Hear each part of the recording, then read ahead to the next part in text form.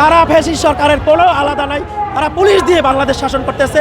তারা যদি এভাবে আচরণ করে, আমার মনে হয়, আমি বলতে চাই, আর বেশি দিন টিকতে পারবে না সরকার। ছাত্র সমাজ কোনোদিন হারেনি, হারবেও না।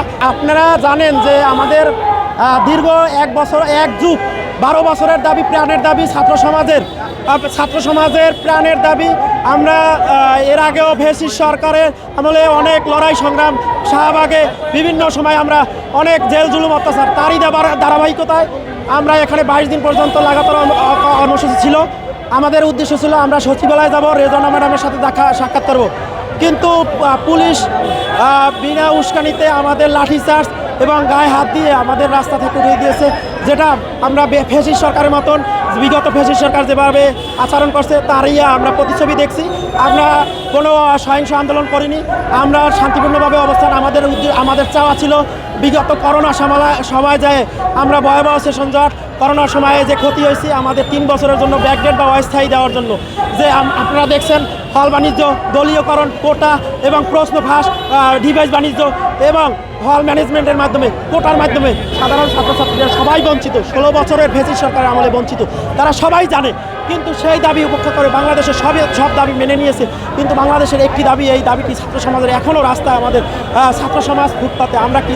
আমরা কি জুলাই বিপ্লব করছি এজন্য যে ছাত্র সমাজ মার খাবে পুলিশের হাতে? ফ্যাসিস্ট সরকারের আমলে পুলিশ দিয়ে আমাদের পিটানো হয়, পুলিশ দিয়ে গায়ে হাত দেওয়ার কেন আমাদের 1 বছরের মাঝখানে আমরা এই রূপ ফ্যাসিস্ট সরকারের মতন দেখতে আছি?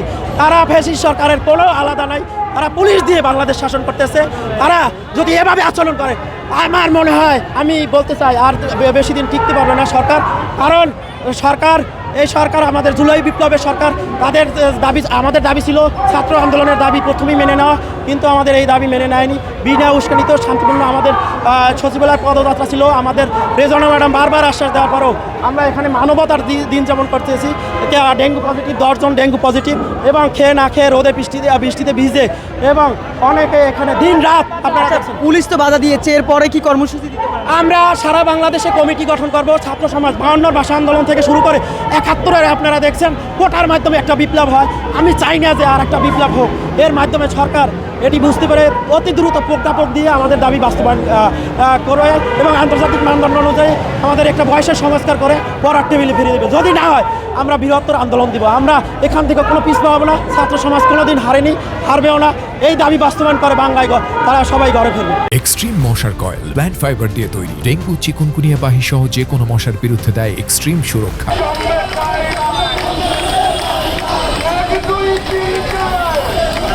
আজকে 22 দিনের মতো আমাদের চাকরি প্রত্যাশী সাধারণ শিক্ষার্থীরা এখানে অবস্থান করতেছে। এখানে অবস্থান করার কারণে বেশ কিছু শিক্ষার্থী তারা কিন্তু ডেঙ্গু আক্রান্ত, অসুস্থ।